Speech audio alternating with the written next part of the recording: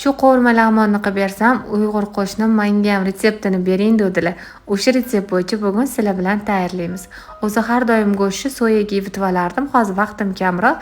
20 minut soyaga evitilgan go'shtga обязательно chesnok и lag'mon pripravasini solib qovurib olamiz. Uzuncha to'ralgan piyozimizni, seldiri, oqtirib va basay karamini bitta aylantirib, svetofor bolgarskiylarimizni ham nomiga aralashtiramiz.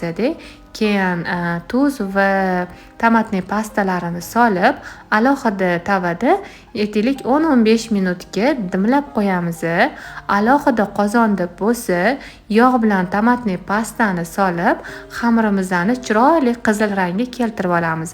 Aytaylik 1-2 minut yaxshilab baland olovda qovurib olamiz.